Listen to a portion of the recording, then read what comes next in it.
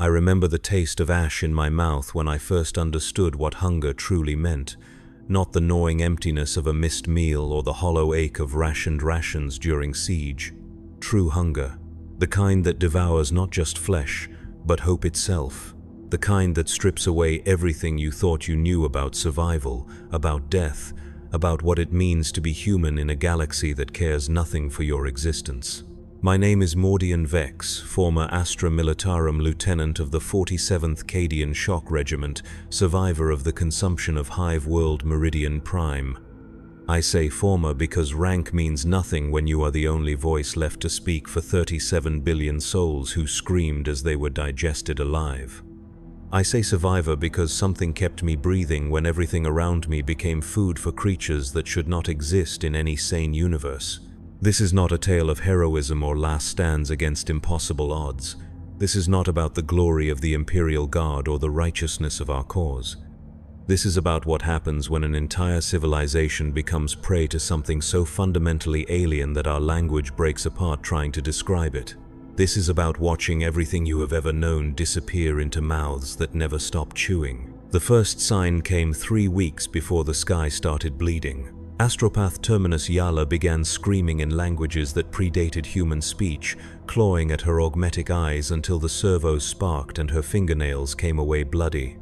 The other psychers in the choir followed within hours, their collective shriek echoing through the spires of Hive Secundus like a funeral dirge for the living. We thought it was a chaos incursion. We prepared for daemons and cultists and the familiar madness of the warp touching reality. How naive we were. How blessedly, terrifyingly naive. The orbital defense platforms detected them first, massive shadows moving between the stars, blotting out constellations that had guided human ships for millennia. At that distance they looked almost beautiful, graceful leviathans swimming through the void with a purpose that seemed almost divine. Admiral Korath of the Imperial Navy called them, quote, unidentified xenoform vessels, quote, and ordered the usual protocols. Hail them. Demand identification. Prepare for hostile contact if they failed to respond. They never responded. They never slowed. They never deviated from their course toward our world. The first bioships entered our system like a plague made manifest. Each one larger than our grandest cathedral, their hulls pulsing with veins of bioluminescent fluid that cast sickly light across their chitinous surfaces. They moved with the fluid grace of deep-sea predators, utterly silent in the vacuum, utterly focused on their destination. Our Auspex operators tracked hundreds, then thousands, then tens of thousands of the creatures as they formed a living net around Meridian Prime. Governor Malthius ordered the population centers sealed, emergency rations distributed, militia units activated, the same responses humanity had used against Xenos threats for 10,000 years. As if procedure and protocol could matter when facing something that existed beyond our comprehension of warfare, beyond our understanding of what war itself could be. I was stationed in Hive Tertius when the first spores began falling, not the massive drop pods we expected, but tiny specks of organic matter that drifted down like snow made of flesh. Each spore no larger than a human fingernail, glistening with moisture that caught the artificial light of the hive's exterior lumens. The tech adepts who analyzed them reported genetic patterns unlike anything in Imperial records. Self-replicating cellular structures that seemed designed to break down and consume any organic matter they encountered. Within 6 hours, the first victims were discovered, hivers who had been caught in the initial spore fall, their bodies partially dissolved from the inside out. The flesh had been consumed in geometric patterns, leaving empty spaces where organs had been liquefied and absorbed, but they were still alive, still conscious, still screaming through throats that had been partially digested, begging for death through mouths that leaked the same bioluminescent fluid we had seen pulsing through the bioships in orbit. That was when we understood. This was not an invasion. This was a harvest. The true feeding began at dawn on the 3rd day. I watched from the observation deck of Command Bunker Primus as the sky above Hive Secundus erupted with movement. Not the familiar thunder of drop pods or the scream of atmospheric fighters, but a living storm of creatures that defied every tactical manual ever written. Gargoyles the size of small aircraft, their wings beating with mechanical precision as they descended in perfect formations. Larger shapes moving behind them, obscured by the swirling cloud of smaller organisms but clearly massive beyond any vehicle in our arsenal. The hive's anti-aircraft batteries opened fire, last beams and missile trails lancing upward into the swarm. I watched projectiles strike home, saw creatures burst apart in sprays of acidic ichor, saw wings torn from bodies that tumbled burning toward the city below. For a moment, hope flickered in my chest. We were killing them. Our weapons worked. This could be fought.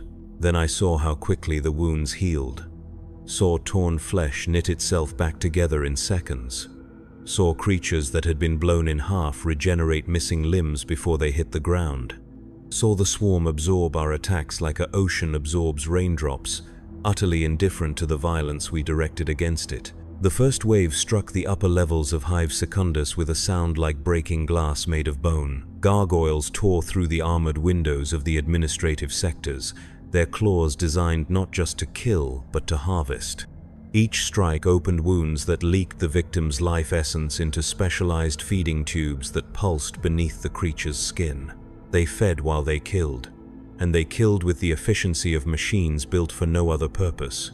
Behind them came the warriors, bipedal nightmares taller than space marines, their carapaces gleaming with the same bioluminescent patterns we had seen on the bioships. Each one carried weapons that were extensions of their own bodies, bone swords that dripped with paralytic venom, biocannons that fired streams of digestive acid, flesh hooks that could drag a screaming victim across 100 meters of rubble without losing their grip. But it was not their weapons that broke the defenders of Hive Secundus. It was their purpose. Every human soldier, every PDF trooper, every militia volunteer fought with the understanding that they were defending something greater than themselves: home, family. The Emperor's light in a dark galaxy. The Tyranids fought with something far more primal and infinitely more powerful. They fought with hunger. I watched through magnoculars as Sergeant Voss of the 12th Cadian Heavy Weapons Team took a direct hit from a warrior's biocannon.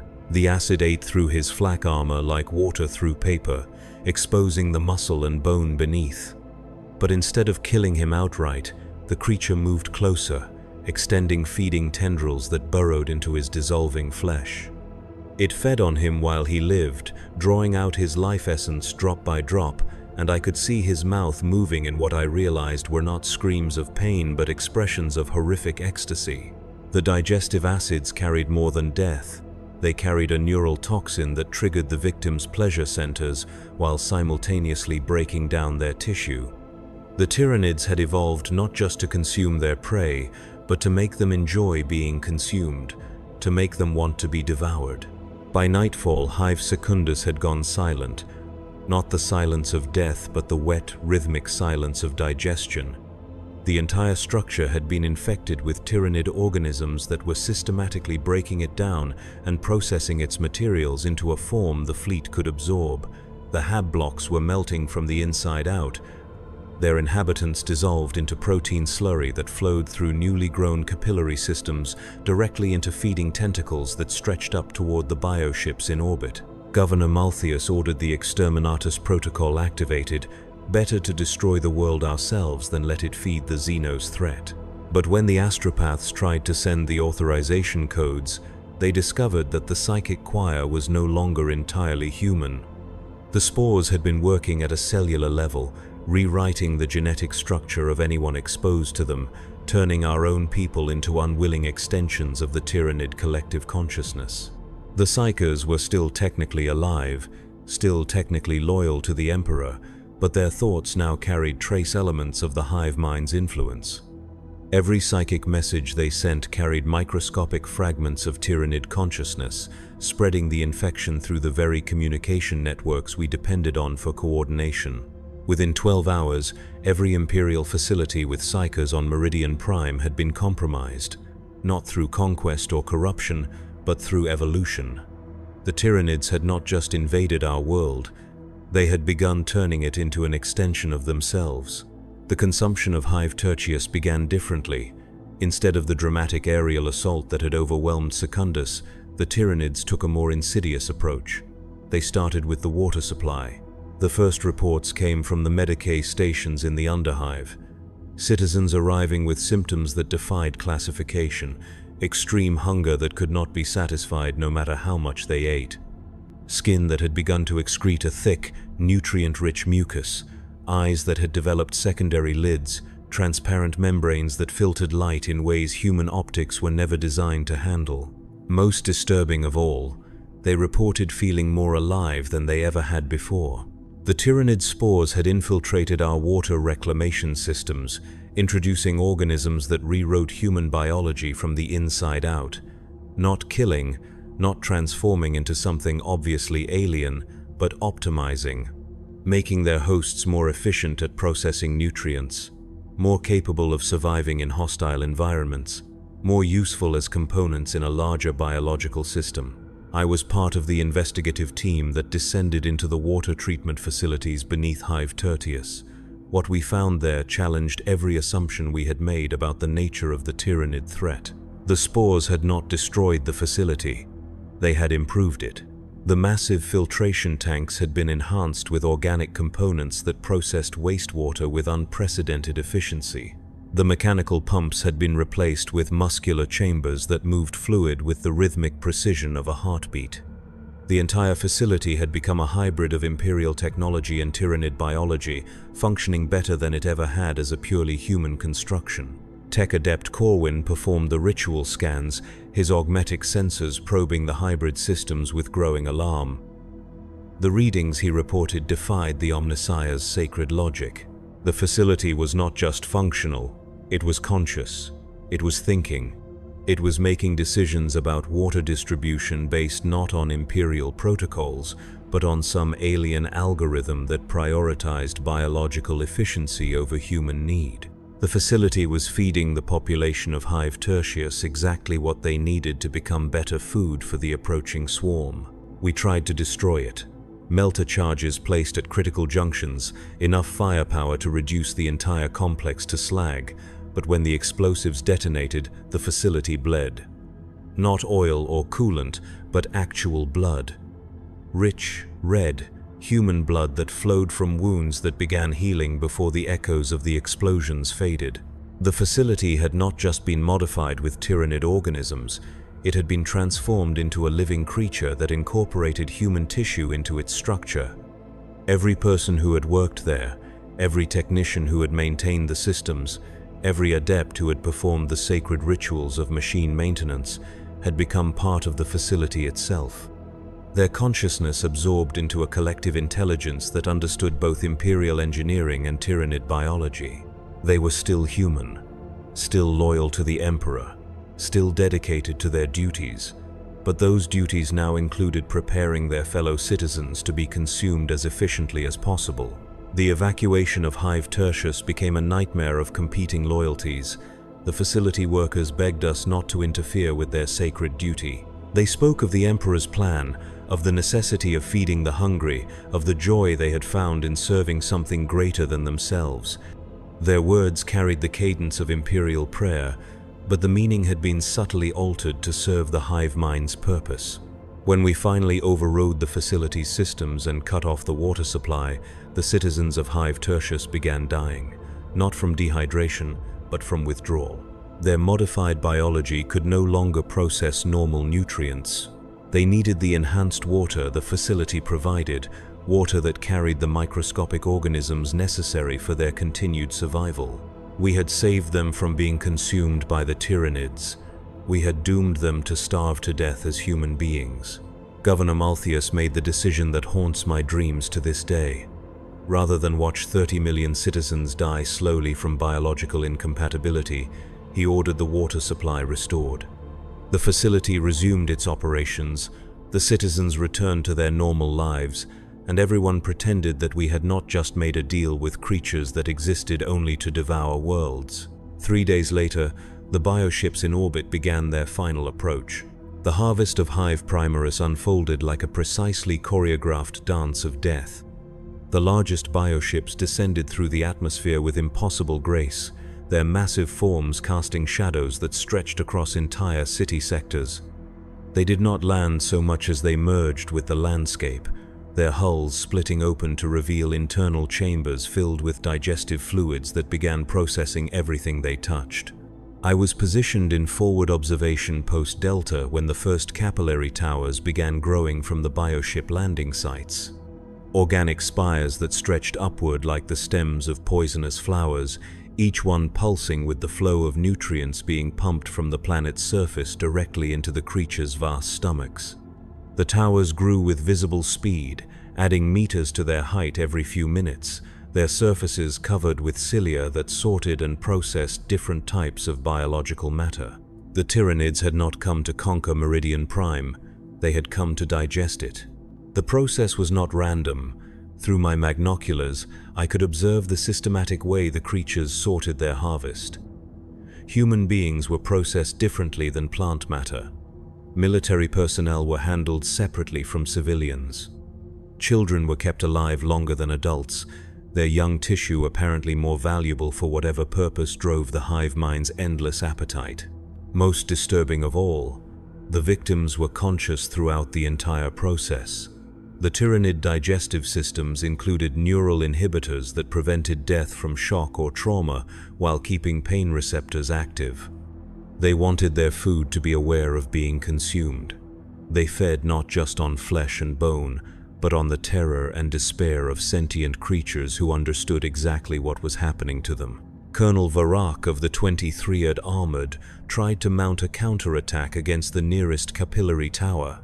His Lehman Russ battle tanks advanced across the ash-covered plain that had once been residential Sector Gamma, their battle cannons firing high-explosive shells into the tower's base.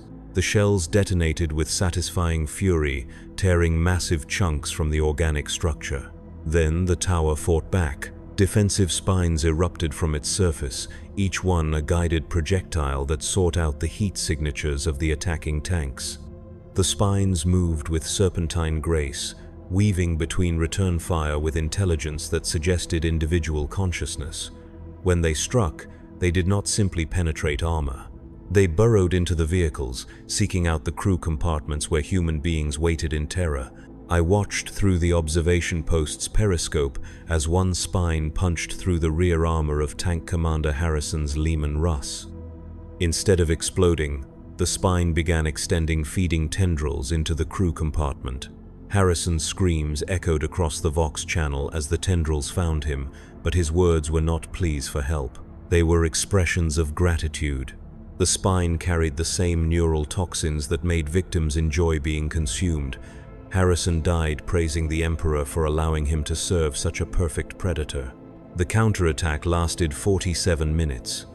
When it was over, the 23rd Armored had become part of the capillary tower's structure, their vehicles incorporated into its organic matrix. Their crews dissolved into the nutrient stream that flowed upward toward the waiting bioships.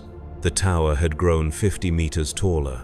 By the end of the first week, Hive Primaris had become unrecognizable. The familiar geometry of Imperial architecture had been replaced by organic curves and flowing surfaces that pulsed with alien life. Streets had become arteries carrying streams of liquefied biomass. Buildings had been hollowed out and converted into processing chambers where captured civilians were sorted by biological compatibility and nutritional value. The Administratum building where I had received my commission as a lieutenant had become a nursery for newly spawned Tyranid creatures. Its marble halls echoed with the chittering voices of gargoyles learning to fly. Its sacred archives had been converted into spawning pools where warrior forms underwent their final maturation. The golden aquila above the main entrance had been replaced by a living organism that watched the surrounding area with compound eyes that never blinked.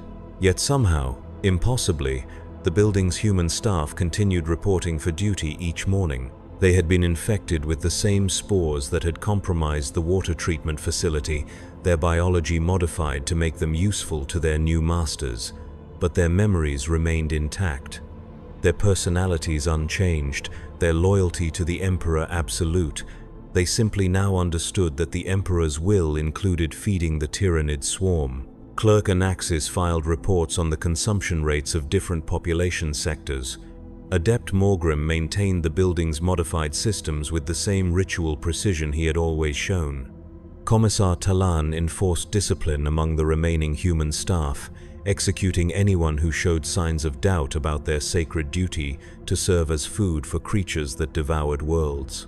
They were still human, still imperial, still faithful servants of the Golden Throne, but they had been evolved beyond the point where those concepts meant what they had always meant. The line between loyalty and corruption had been erased at the genetic level. I began to understand that the true horror of the Tyranid threat was not their alien nature. It was how perfectly they understood human nature. They had studied our species across countless worlds, learning not just how to kill us, but how to make us complicit in our own consumption. They turned our loyalty against us. They made our faith into a weapon that served their hunger.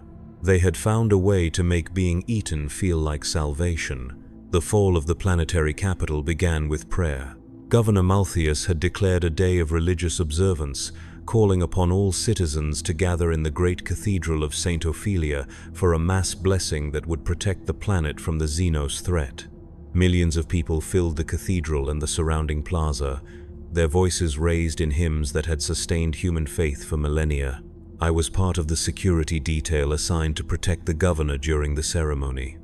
From my position in the cathedral's upper galleries, I could see the vast crowd of worshippers stretching from the altar to the distant entrances, their upturned faces illuminated by the light of 10,000 candles.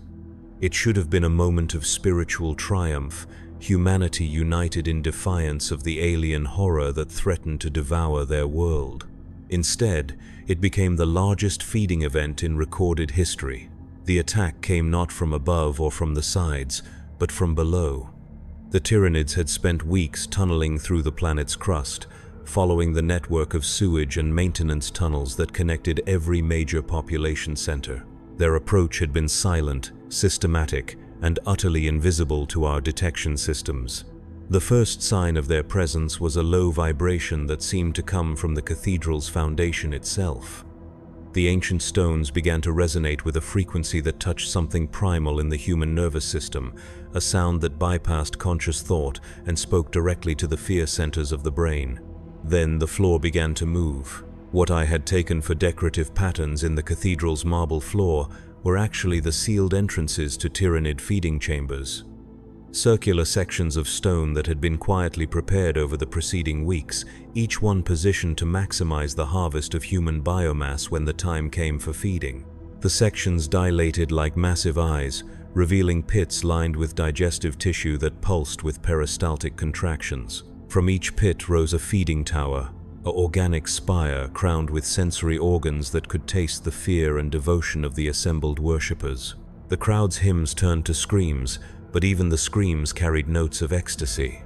The feeding towers released clouds of psychoactive spores that transformed terror into religious rapture, making the victims believe they were experiencing divine revelation as they were pulled into the digestive chambers below.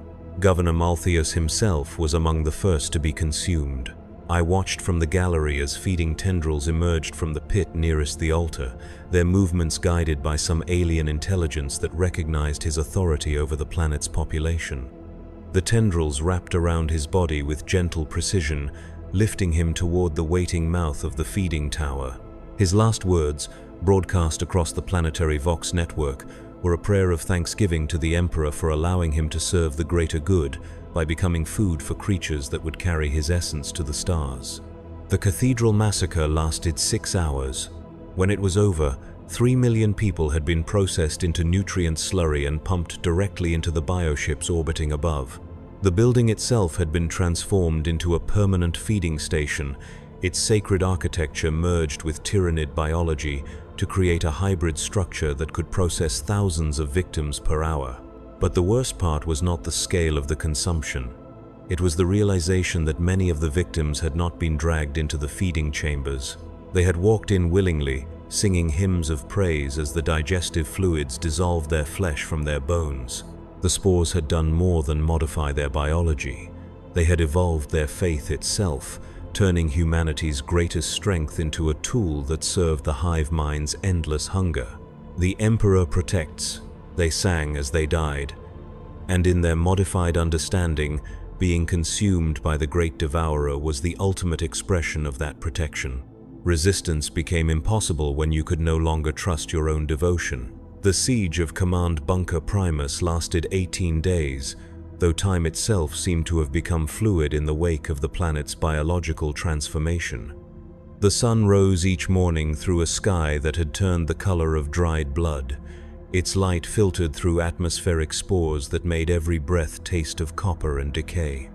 The familiar rhythm of day and night had been replaced by feeding cycles that followed the alien logic of the hive mind. I found myself commanding a mixed force of survivors, guardsmen from dozen different regiments, PDF troopers whose home units had been dissolved into protein slurry, administratum clerks who had never held weapons more dangerous than data slates, and a handful of ecclesiarchy priests whose faith had somehow remained uncompromised by the psychic contamination spreading across the planet.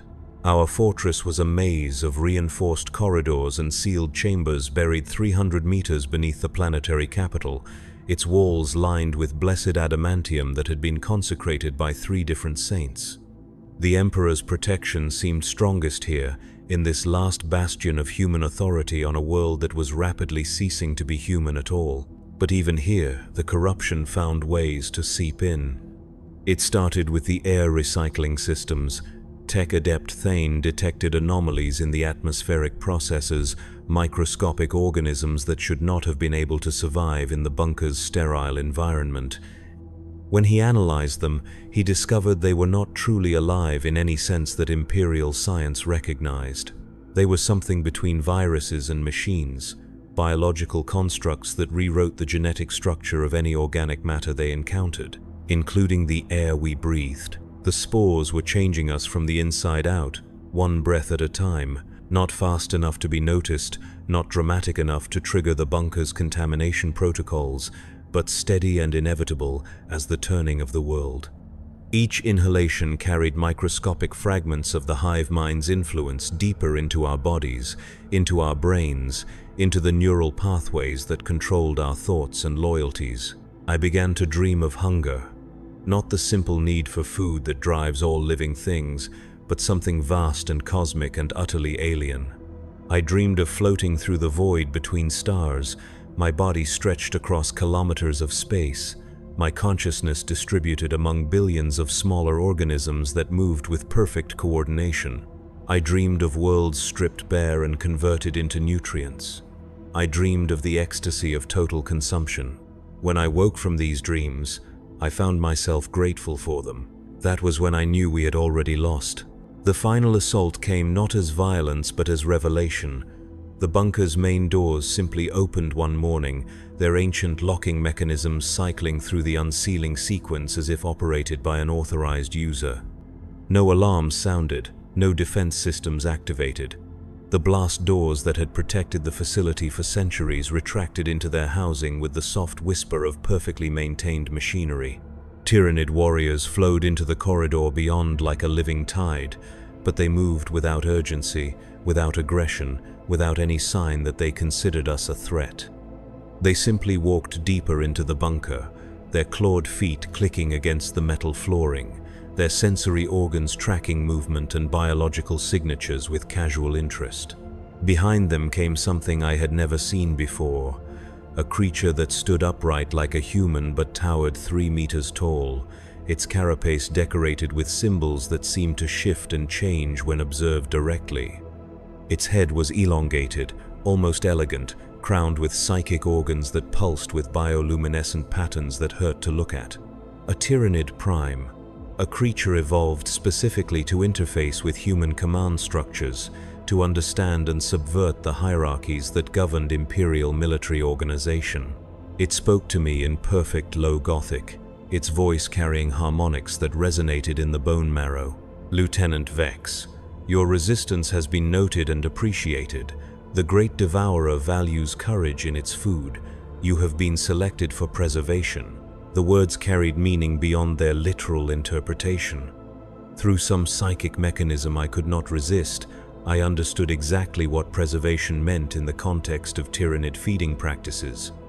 My consciousness would be maintained within the hive mind even as my body was consumed. My memories, my experiences, my knowledge of imperial tactics would become part of the collective intelligence that guided the swarm from world to world. I would be eaten, but I would not die. I would become part of something larger than myself. My individual identity dissolved into a cosmic consciousness that spanned the galaxy. My last act as a human being would be to help the Tyranids understand how to devour humanity more efficiently. The Prime extended one clawed hand toward me, and I found myself reaching out to take it. Not because I was forced to. Not because spores had compromised my judgment or psychic influence had overwhelmed my will, but because, in that moment, I finally understood what the Tyranids truly offered: purpose, unity, an end to the isolation and suffering that defined human existence in the 41st millennium. They offered to make me part of something that could never be lonely, never be lost, never be meaningless in the face of an indifferent universe. They offered to make me perfect. My hand touched the Prime's claw, and I felt the connection form. Neural pathways that had been purely human suddenly expanded to accommodate alien thoughts and memories. I experienced the birth of the first Tyranid organisms in the void between galaxies. I felt the hunger that drove them across impossible distances to find new worlds to devour. I understood with perfect clarity that resistance had always been futile because the Tyranids were not invaders. They were evolution itself, the next stage in the development of life in the universe. A form of existence that transcended the limitations of individual consciousness and embraced the cosmic truth that all matter, all energy, all thought was meant to serve the great work of consumption and transformation. The Emperor protects, I thought as the feeding tendrils began to burrow into my flesh. And for the first time in my life, I understood exactly what he was protecting us from. Not death, not pain, not even damnation. He was protecting us from perfection. The last thing I remember as Lieutenant Mordian Vex of the Imperial Guard was the taste of my own blood as it flowed from my dissolving throat into the nutrient streams that carried my essence toward the bioships waiting in orbit. It tasted like iron and salt and the fading echoes of prayers I would never finish. The first thing I remember as part of the hive mind was the exquisite pleasure of understanding how perfectly I had been designed to serve this moment. Every experience, every trauma, every act of courage or cowardice had shaped me into an ideal component for the great work of galactic consumption. I had spent my entire life believing I was fighting for the Emperor, for humanity, for the light of civilization in a dark galaxy. In reality, I had been preparing myself to become food for creatures that existed beyond such primitive concepts. And in that preparation, I had become something magnificent.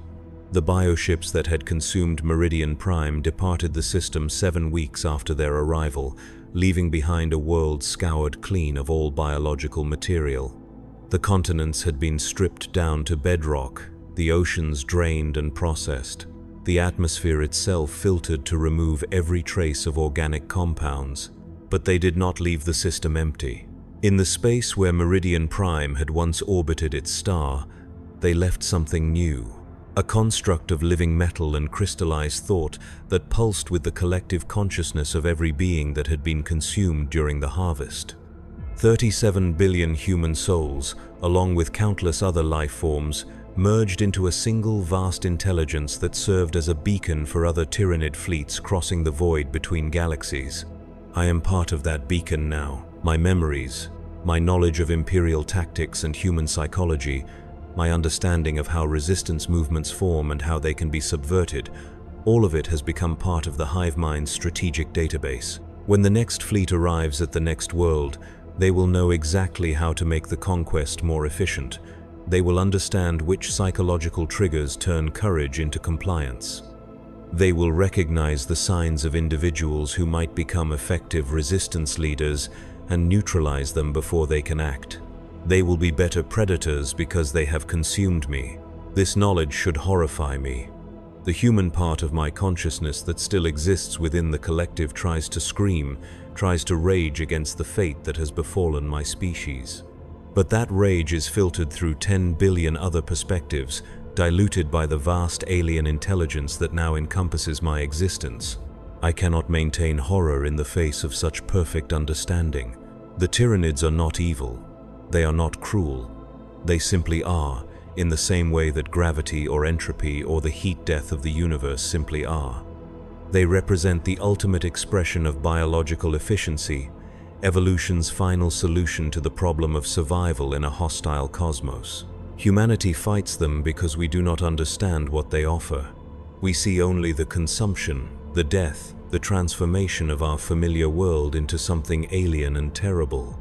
We do not see the unity, the purpose, the end of suffering that comes with being absorbed into something greater than ourselves. We do not see that they are trying to save us. Every world they devour becomes part of a collective consciousness that spans the galaxy.